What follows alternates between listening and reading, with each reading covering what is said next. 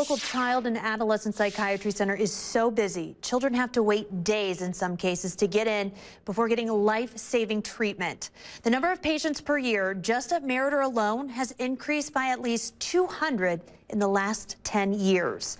As the local center prepares to expand, NBC15 investigates. Hannah Anderson looks into why and how families are dealing with the wait. Hannah? You're about to meet Ken Adams. He's diagnosed with anxiety and depression, lost his father to a drug overdose, had multiple injuries, and switched schools multiple times, all while juggling medications, all within a few years in high school. Ken's just a kid, trying to grow up like any other teen. But when the pressure got to be too much, instead of getting help right away, he had to wait, something many other families struggle with in our community. The first time, I tried to swallow a bottle of pills, and I think I got a couple down, and that's when I was like, what am I doing kind of thing, and told my mom. Years before many kids begin adult life with graduation, Ken Adams tried taking his own twice. My mom caught me doing it, and if she didn't walk in, I don't know if I would be here. Diagnosed with depression and anxiety in 6th grade, Adams got help at Meriter's Child and Adolescent Psychiatric Hospital. They said Meriter was full, so that was going to be about a week before I would even get into like the next spot on the wait list. Waiting is hard. Waiting is hard. I can't imagine that a lot of other acute medical illnesses would manifest with a wait list. In 14 years, the number of children admitted to Meriter's mental health facility each year has more than doubled, from 300 in 2004 to 800. And that's really scary to have to turn them away. The 2 rooms that we just walked past are consult rooms, and so that's where we do individual meetings with the patients. Because of that demand, Dr. Catherine Schmidt says there is often a wait list for kids who need help. It's often even higher during the school year.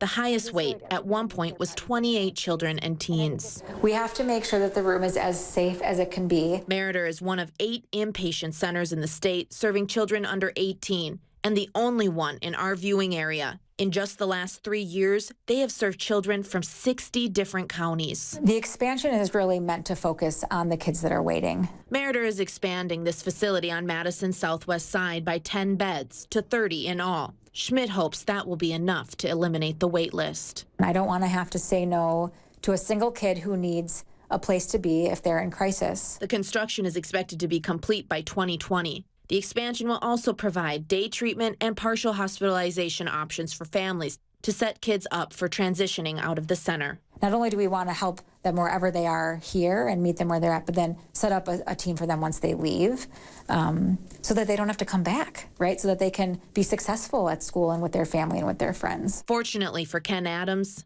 he was able to get help. If I hadn't, committed myself in, wanting to be better,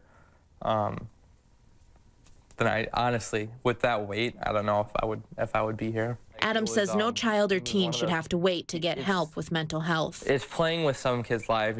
I was in a really dark spot, and I was like, I need help because I want to be here. But there are kids who don't see that light right away. It's been nearly 2 years since Adams received treatment.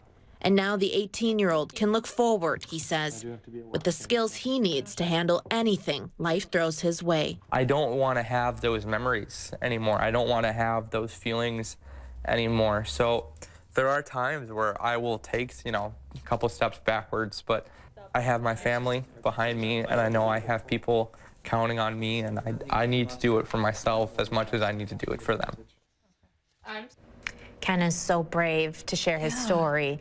Yeah, so Meriter only readmits about 45 to 50 kids a year, proving, Schmidt says, this must be working considering they're seeing 800 admissions. And it was so hard to hear him say, he had help, but there's so many people that don't have help. And while they're there at the center, there's a range of resources, and those plans are tailored to the individual. Yes, absolutely. So they have a staff of 70 right now, from mental health specialists to licensed teachers, pediatricians. The whole team works to help the child feel supported and feel like they can be prepared before they leave. I'm sure a lot of parents sitting at home, there's some bells going off in their heads. What can they do if they feel they need this help?